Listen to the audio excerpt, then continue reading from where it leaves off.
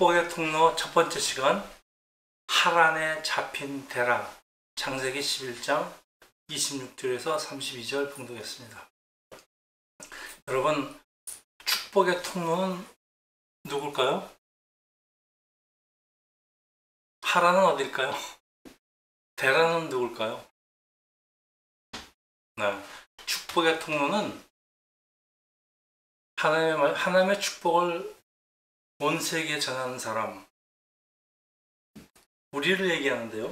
크리스찬입니다. 우리 크리스찬의 조상 되시는 아브라함 얘기입니다. 데라는 누굴까요? 하란에 잡힌 데라는 아브라함의 아버지입니다. 그리고 하란은 뭘까요? 하란은 데라를 발묶은 도시의 이름입니다. 아주 흉흉한 도시인데, 하란은 원래 뜻이 교차란 뜻도 있지만은 하란은 메마른 곳이라는 뜻이 있습니다. 굉장히 물질적으로 풍요한 곳이지만은 영적으로는 굉장히 메마른 곳이다, 그런 얘기입니다. 크리스찬이 영적으로 메마른 하란, 바로 세상입니다. 세상에 사로잡히면은 축복의 통로가 되지 않는다는 말씀을 이제 오늘부터 몇 번이 될지 모르겠지만은 우리가 같이 살펴보려고 합니다. 성사학자들은 성경을 어떤 나무에 비유하는데, 그 중에 창세기는 나무의 뿌리에 해당되고, 또 창세기가 나무라면은 창세기 전반부 1장부터 11장까지는 창세기의 뿌리에 해당됩니다. 그만큼 중요하다, 그런 얘기입니다. 창세기 전반부는 하나님의 나라가 선택되는 이스라엘의 기원을 계시한다면은 후반부 12장부터는 구체적으로 아브라함과 그 후손들에게 초점이 모아지는데, 전반부에는 아담, 셋, 그리고 에녹, 노아를 통해서 하나님의 구원이 어떻게 임하시게 되는지를 좀 추상적으로 보여주지만은, 후반부에서는 하나님이 아브라함, 이삭, 야곱을 부르시고 훈련하셔서 하나님 백성으로 만들어가는 과정을 기록합니다. 창세기 전반부에 하나님을 향한 그 피조물의 불신앙이 있었죠. 아담의 타락입니다. 그리고 그 잘못을 바로잡으시는 큰 시작들이 몇 개 있는데 3개가 나오고 있습니다. 첫째, 아담에서 인류가 시작됐지만은 하나님처럼 되겠다고 선악의 열매를 따먹는 하나님에 대한 반역이 있었고요. 둘째는 이 타락한 인류를 심판하시고 새롭게 시작하는 홍수 이후에 노아와 그 아들들을 얘기하고 있고요. 셋째, 이제 우리가 다루려고 하는 건데, 바벨탑 사건 후에 데라와 아브라함 집안을 택하시는 구원사가 시작됩니다. 이 구원사의 첫 인물이 아브라함인데, 아브라함의 삶은 창세기 14장에 걸쳐서 기록되어 있고, 아브라함의 이름은 성경 전체에 400번이나 등장하고, 신약 성경에도 74번이나 등장하는 인류 역사상에 아마 가장 중요한 위치를 차지하는 사람입니다. 아브라함은 유대인 그리고 중동인의 조상이면서 육체적으로 후손으로 예수 그리스도가 이 땅에 오시고 십자가의 죽음, 부활, 승천, 그리고 교회의 탄생이 되니까 크리스찬은 아브라함의 영적 후손이 됩니다. 믿음의 조상, 믿음의 아버지라고 부르는 크리스찬의 영적인 조상입니다. 자, 신약성경은 예수 그리스도를 통한 구원을 완성하는 걸 주제로 시작이 마태복음에서 시작하죠. 마태복음 1장 1절에서 2절입니다. 아브라함과 다윗의 자손 예수 그리스도의 계보라. 계보라는 건 족보입니다. 아브라함이 이삭을 낳고, 이삭은 야곱을 낳고, 야곱은 유다와 그의 형제들을 낳고, 자, 예수 그리스도의 계보에 제일 먼저 들어가 있는 사람이 아브라함입니다. 신약성경이 이렇게 시작합니다. 신약성경이 아브라함이 이삭을 낳고 라고 그리스도의 계보를 설명하듯이, 구약성경의 주인공 아브라함의 족보는 노아의 세 아들 셈, 함, 아벳 중에서 하나님은 셈을 택하시고 구원사를 시작하시는데 아브라함을 축복의 통로로 부르시는 그 과정을, 그 구원은 야곱, 다윗, 그리고 예수 그리스도로, 그리고 교회로, 교회는 바로 우리 크리스천을 얘기합니다. 로 완성되는 이야기입니다. 따라서 구원사의 아브라함과 이삭, 야곱의 생애는 이 신약 성경을 시작하는 아주 중요한 열쇠가 되는데 이들은 하나님 백성을 대표해서 부르심의 길을 걸어가야 되는 크리스천의 조상이며 모델이지만 여러분 참고로 아브라함, 이삭, 야곱 중에서 야곱이 하나님이라는 표현이 자주 나오는데 왜 요셉이 빠져 있습니까? 하는 질문들이 있습니다. 그 이유는 요셉은 하나님의 구원사에 직접 연결되지 않는다고 주장하는 학자도 있고요. 또 하나 어떤 학자들은 요셉은 변화된 야곱의 모습을 담고 있는 야곱의 연장이다. 그래서 야곱 그러면 요셉까지 같이 들어간다고 주장하는 학자도 있습니다. 자, 그래서 오늘 본문은 데라의 족보를 좀 보겠습니다. 데라의 족보. 네.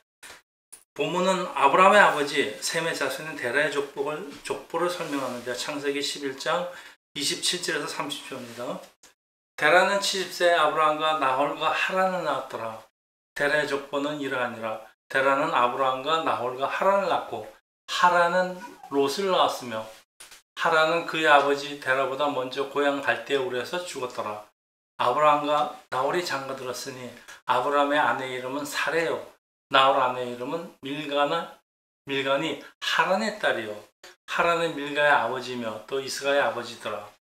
사라는 임신하지 못함으로 자식이 없었더라.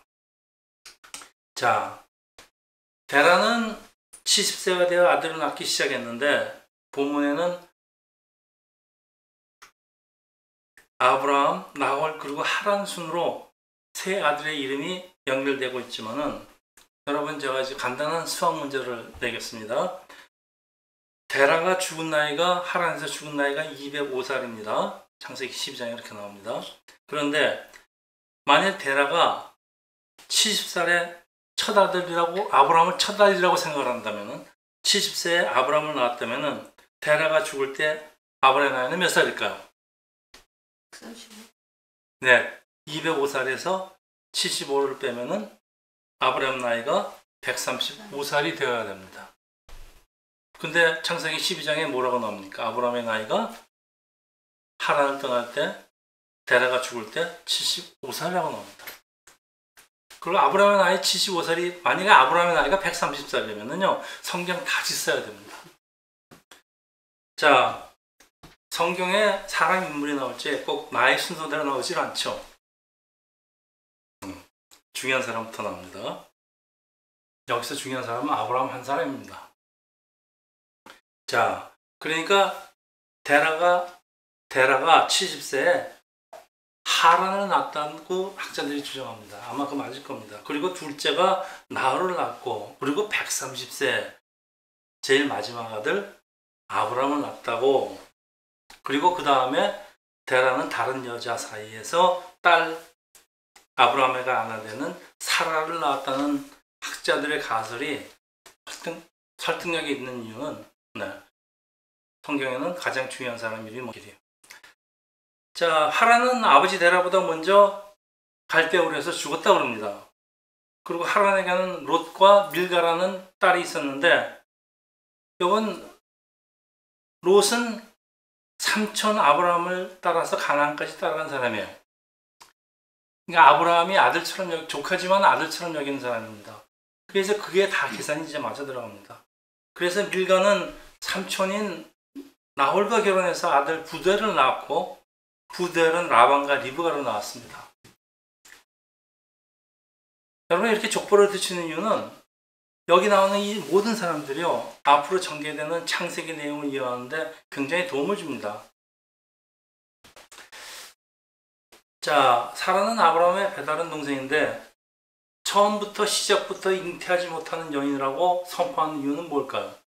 왜 이런 얘기를 굳이 써놨을까요? 처음부터. 사라의 원 이름이 사레입니다. 사레는 뭐 생육과 그렇게 관계가 있는 이름이 아니에요. 그렇지만은 하나님이 주시는 새 이름이 사라입니다. 사라의 뜻은 열국의 어머니예요. 하나님이 어떻게 불임 여인을 수많은 사람들의 어머니로 만드시는가 보여주시는 거예요. 사라는 유대인의 어머니고 중동인의 어머니고 우리 크리스찬의 어머니입니다. 엄청난 어머니입니다. 자, 근데 왜 이렇게 하나님이 어떻게 불임 여인을 수많은 사람들의 어머니로 만들어 주신 거를 보여주시는 건데 이걸 왜 보여주시려고 그럴까요?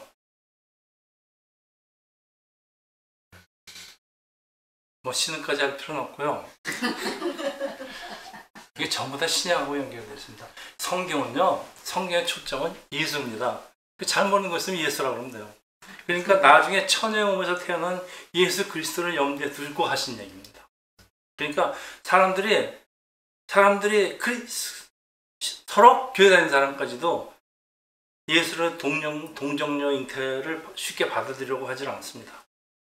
왜냐하면 사람의 능력으로 이게 말이 안 되니까. 사람의 능력으로는 불가능하지만 하나님의 능력으로는 불가능한 것이 없다는 사실을 시작부터 선포하는 거예요. 그게 창세기 1장 1절이 하나님이 모든 걸 만드셨다고 시작하는 거 아닙니까? 여기서도 마찬가지입니다. 뭐 여러 가지가 있지만은 이 불임 여인의 수태는 불가능한 것을 가능케 하시는 하나님의 능력 보여주시려고 합니다. 그리고 이 자식들은 내 거야. 니들이 낳았지만 내 거니까 하나님 거니까 내 마음대로 쓸 거야. 니들이 참견하지 마. 네, 그 이유 때문에 그렇습니다. 동정녀 잉태가 자연 법칙에 벗어나는 거라고 사람들은 받아들이지 않지만은 이거는 하나님에 대한 지식 부족입니다. 하나님이 누군지를 몰라서 그래요.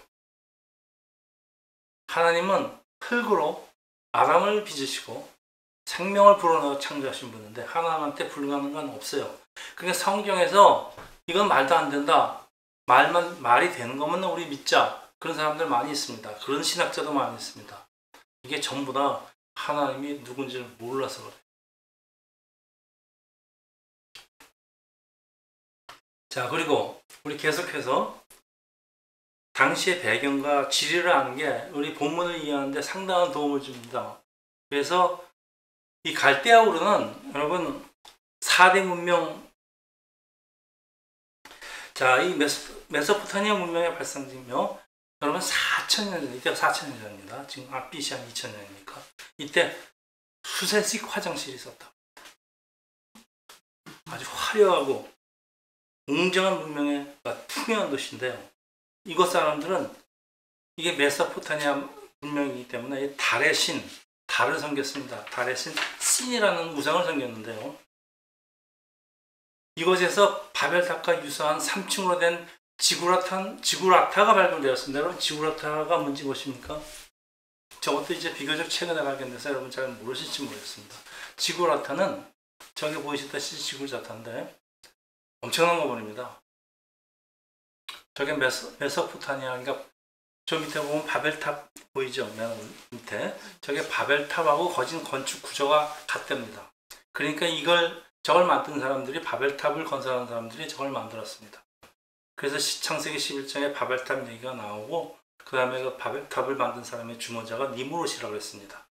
그리고 그 문화, 그 자손들이 만든 것들이 그 바로 메소포타미아의 달을 신을 섬기는, 우상을 섬기는 그 문명입니다. 그게 메소포타미아 문명입니다. 네, 저기 보시다시피 저렇게 구조가 똑같다고 합니다. 자, 그래서 바벨탑이 무너지고요. 사방으로 흩어진 사람들이 계속 우상을 섬기는 상황에서 아브라함의 아버지 데라도 그 갈대아 우르에서 그 달의 신이라는 그 여신의 우상을 만들어 팔던 사람인데 하나님이 이 데라 아브라함 집안을 택하시고 찾아오셔서 부르십니다. 창세기 11장 오늘 본문입니다. 데라가 그의 아들 아브라함과 하란의 아들인 그의 손자 룻과 그의 며느리 아브라함의 아내 사례를 데리고 갈대아 우르를 떠나 가나안 땅으로 가고자 하더니 하란에 이르러 거기에 거류하였으며 데라는 나이가 205세가 되어 하란에서 죽었더라. 자, 지도 네, 여러분 저기 보십시오. 지금 우리가 오른쪽 맨 밑에 있는 게 우르인데요. 저게 우르는 지금의 이라크와 쿠웨이트의 국경에 있는 도시인데요. 상당히 그 당시에 메소포타미아 문명의 아주 근거지, 두 번째로 큰 도시입니다. 저기서 이제 하나님이 데라를 부르시니까 데라는 떠났습니다. 가족 다 끌고. 가나안 땅으로 갔는데 직선으로 못 갑니다. 왜냐하면 사막이니까. 사막을 못 갔기 때문에 저렇게 삼각형으로만 갈 수밖에 없어요. 그래서 맨 꼭지점까지 갔습니다. 그게 바로 하란입니다. 그리고 하란 옆에 왼쪽에 보이시는 강이 하나 있습니다. 유프라데스 강. 저 강을 건너면은 완전히 딴 세상이고 다른 종족이 거주하는 곳입니다. 가나안 족속이 거주하는 곳입니다. 데라가 못 건넜습니다. 하란에서 주저앉았습니다. 자, 이 여행을 주도한 사람이 아브라함이 아니에요. 데라입니다. 이때 아브라함 나이에 대해서 학자들의 의견이 굉장히 다양합니다. 분명한 것은 이때 아브라함이 아직 집안을 이끌 나이가 아니라는 사실입니다. 그래서 그 아버지 데라는 모든 가족을 이끌고 갈대아 우르를 떠나서 가나안으로 향하지만은 도중에 하란에 정착을 했는데, 여러분 이제 우리 이삭과 지금 야곱 얘기를 다 배웠으니까 여러분 다 아시겠지만 나중에 세월이 흘러서 이 데라의 자손들, 아브라함의 친척들이 모두 하란에서 살고 있던 걸 성경에 보여주고 있습니다. 아브라함은 며느리 리브가를 하란에서 내려오고, 야곱도 어머니 리브가의 고향인 하란으로 도망가서 외삼촌 딸인 레아와 아내를 얻게 되는 것입니다. 자, 그래서 우리가 창세기에서 이 우루, 하란, 가나안 세 지역을 이해한다는 것이 굉장히 중요합니다. 자, 창세기에는 데라가 왜 우르를 떠난지에 대해서 언급이 없어요. 아까 좀 다시 해주세요. 데라가 그냥 떠났다 그랬지? 네. 왜 떠났다는 얘기가 없습니다. 저희 하나님의 부르심이라는 얘기도 없습니다. 아무 얘기도 없어요. 그런데 요거를 여호수아가 보충해 주고 있습니다. 여호수아 24장 2절에서 3절입니다. 자, 여호수아가 모든 백성에 이르되 이스라엘 하나님 여호와께서 이같이 말씀하시기를 이쪽에 너희 조상 곧 아브라함의 아버지 나홀의 아버지 데라가 강 저쪽에서 거주하며 다른 신들을 섬겼으니, 다른 신이라는 게 그 달의 신을 섬겼다는 얘기입니다. 내가 너희의 조상 아브라함을 강 저쪽에서 이끌어내어 가나안 온 땅에 두루 행하게 하고 그의 씨를 번성하게 하려고 그에게 이삭을 주었으며, 네, 나홀의 아버지 데라가 강 저쪽에서 우상을 섬기고 있는데 하나님이 아브라함을 저쪽에서 끌고 내셨다, 이런 얘기입니다. 자, 하나님이 데라를 부르신 이유가 그 집안을 쓰기 위함이지만은 아직 아브라함이 가족을 이끌 만한 나이가 되지 않았습니다. 연륜이 되지 않아서 데라를 불렀다고 학자들이 그렇게 설명을 합니다. 근데 사도행전 스데반 설교에는 하나님이 우리에서 아브라함을 부르셨다고 그래요. 이게 좀 다 달라요, 지금. 그러니까 이제 학자들의 간에 의견이 많아지는 겁니다. 사도행전 7장 2절에서 4절입니다. 스데반이 있다. 여러분 부용들이여 들으셔서 우리 조상 아브라함이 하란에 있기 전 메소포타미아에 있을 때 영광의 하나님이 그에게 보이시며, 누구한테 보였다는 얘기예요? 아브라함에게 보였다는 얘기 아닙니까? 이르시되 네 고향과 친척을 떠나 내가 너에게 보일 땅으로 가라 하시니, 아브라함이 갈대아 사람의 땅을 떠나 하란에 거하다가 그의 아버지가 죽음에 하나님이 그를 거기서 너희 지금 사는 이 땅으로 옮기셨습니다. 네. 자, 스데반은, 여러분 스데반 다 아시죠? 돌에 맞아 죽은 선지자, 선교자. 마치 하나님이 갈대아 우르에서 아브라함을 부른 것처럼 설교합니다, 지금.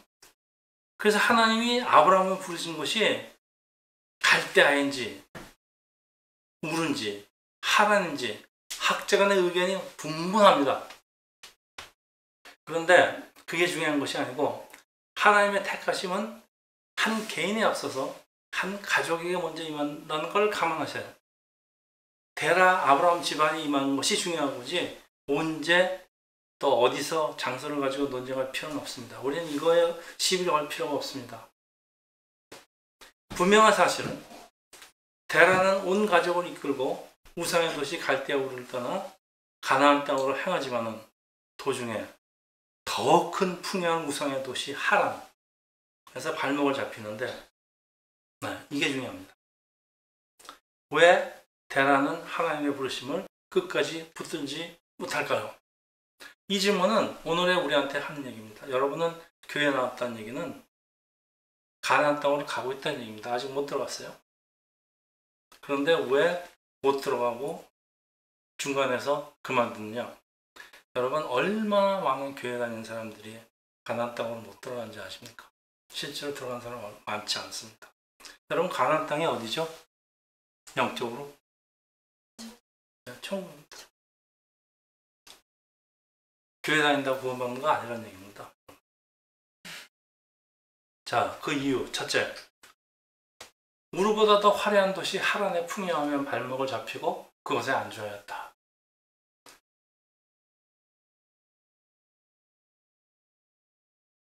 내가 없을 때 교회 다니기 시작했는데 교회 다니다 보니까 성공해서 돈을 많이 벌었어요. 지도 높아졌어요. 그러다 보니까 큰 집도 사고 차도 좋은 거 사고 살다 보니까 참 좋아요. 그래서 세상에 눌러 앉았다 그런 얘기입니다. 둘째, 강을 건너 낯선 곳으로 가서 나름대로 살아야 하는 위험과 두려움. 여러분, 크리스찬이 하나님의 말씀대로 따르려고 그러니까 강을 건너야 돼요. 예수님은 다 버리고 나를 쫓으라 그래요. 아유, 두렵죠. 과연 그러고 내가 살 수 있을까? 근데 저는 저걸 했습니다. 잘 살고 있습니다.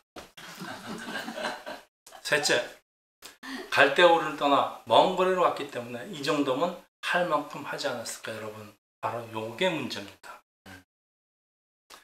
내가 한 번도 안 빠지고 교회 출석했고, 내가 11조 했고, 내가 봉사했고, 내가 찬양했고, 자, 이 정도 했으면 나도 할 만큼 했지. 근데 많은 사람이 저러는데요. 예수님의 말씀을 하나도 못 따르고 있어요. 다 버리고 나를 따르라고 하셨어요. 이거 못합니다. 여러분, 이거 할 수 있는 사람이 그렇게 많지 않습니다. 저거 하려면 배짱이 있어야 돼요. 내가 저거 다 버려도 하나님이 나를 절대 버리시지 않는다. 우리 한번 해보자. 요 배짱 없으면 저거 이 아담 타락 이후에 사람들은 자신의 생각이나 잘못을 자꾸 정당합니다. 이 정도면 됐지. 사람의 이 불순종 판단입니다. 근데 이 불순종과 판단은 우리가 가나안 땅으로 들어가는 하나님의 뜻을 이루는데 아주 치명적인 걸림돌이 됩니다. 자, 왜 못 갈까요? 왜 못 할까요? 저는 아무리 생각해도 이 이유는 하나밖에 없습니다. 하나님이 누군지를 몰라서 그래요.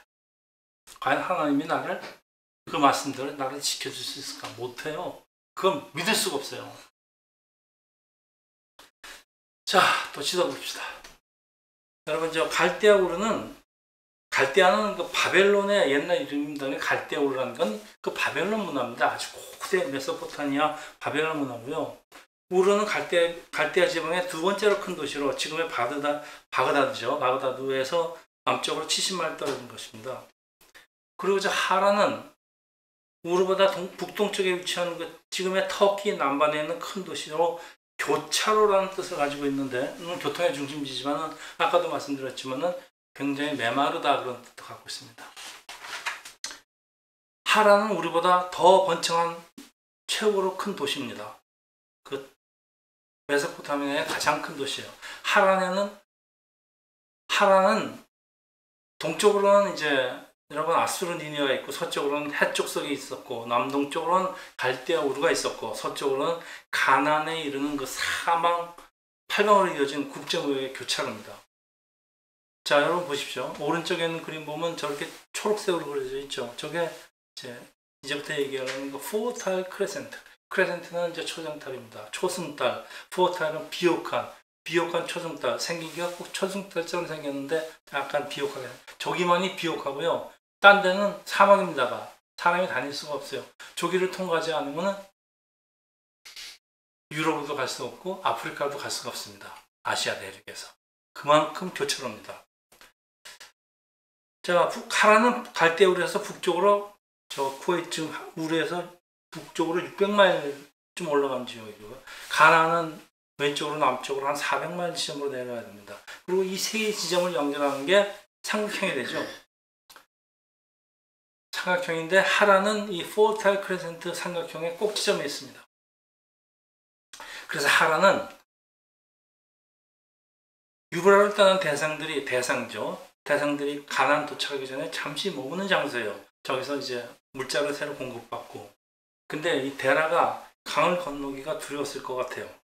유프라테스 강입니다. 저 강을 건너면은 완전히 다른 족속에 살고 있어요. 과거에 다른 족속 땅으로 넘어간다는 것은 바로 죽음을 의미합니다. 넘어갈 수가 없어요. 아무나. 우리가 이 세상을 살면서 영적인 요단강을 건넌다는 얘기는 이거 건너면은 내가 다 포기하고 예수의 제자가 된다는 얘기는 나는 까딱하면은 죽는다. 건드기 쉽지 않습니다.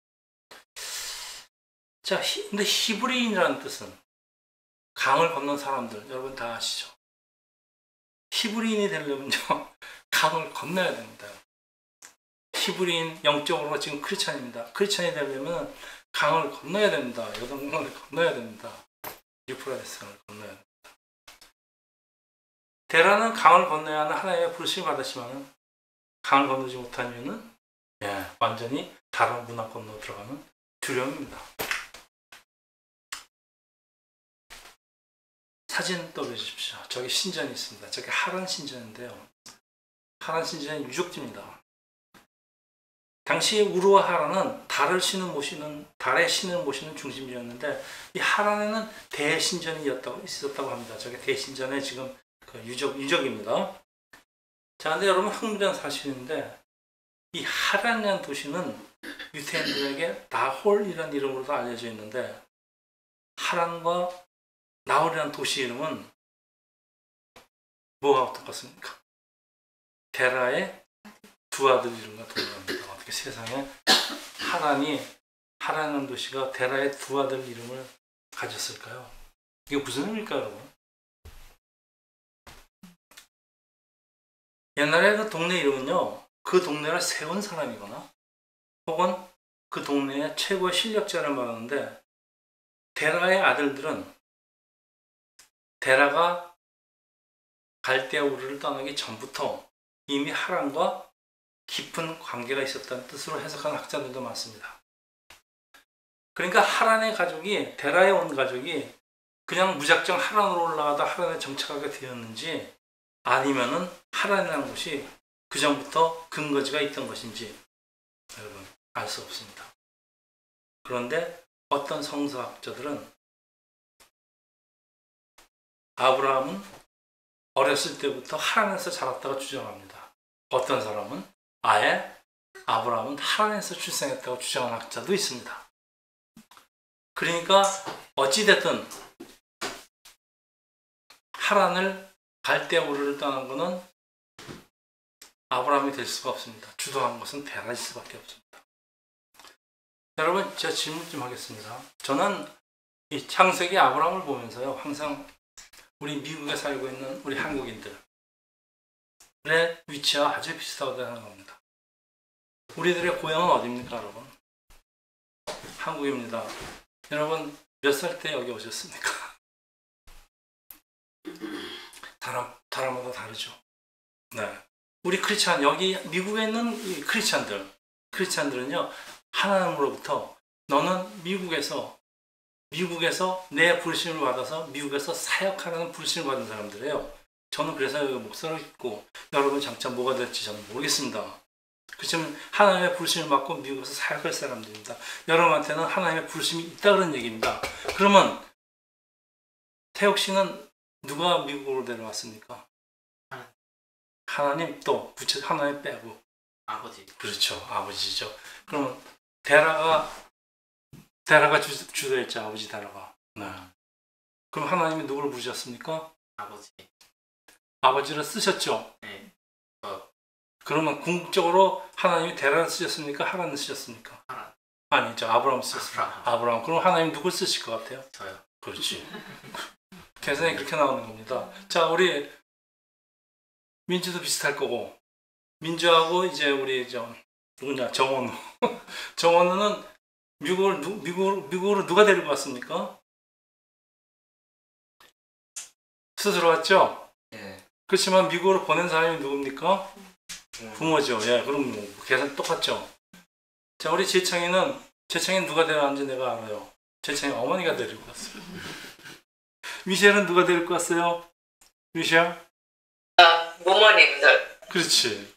그러니까 그러면 결과적으로 이렇습니다. 이게 아버지가 데리고 왔든 아버지가 보냈든 내가 왔든 저는 제가 왔습니다. 우리 아버지는 결사적으로 말리다가 결국은 포기하셨습니다. 자, 그러면 하나님이 다 보내셨지만은 우리를 보낸 사람은 결과적으로 그럼 하나님이 누굴 부르셨습니까? 우리 가족을 부르셨죠? 사람을 부른 게 아니죠. 우리 변목사도 그렇지 않습니까? 네. 하나님은 우리 가족을 쓰시려고 택하시는데 가족을 이제 아버지부터 시작하든 아들로부터 시작하든 그건 상관이 없습니다. 하나님은 그렇게 가족으로 좁혀오시는 건 하나님의 역사가 그렇습니다. 자, 그런데 창세기 12장 5절에 보면요. 아브라함이 하란에서 모은 모든 소유와 노예들을 이끌고 갔다는 걸로 미루어봐서 학자들은 한 2,000명 정도 될 거라고 합니다. 아브라함이 우르에서 태어났던 하란에서 태어났던 하란에서 자랐던 상관없어요. 당시 하란에서 아브라함은 많은 부를 가지고 살던 75세의 족장급의 사람이었던 얘기입니다. 여기 하나 간단합니다. 그러니까 학자들이 뭐 아브라함이 어디서 태어났느냐가 전혀 중요하지 않습니다. 여러분이 한국에서 태어났느냐, 미국에서 태어났느냐, 찬이가 미국에서 태어났느냐, 한국에서 나갖고 왔느냐, 이거 다 소용없는 겁니다. 여러분 가족한테 부르심이 있습니다. 그 부르심은 이렇게 그 다음 대를 위해서 늘어가는 겁니다.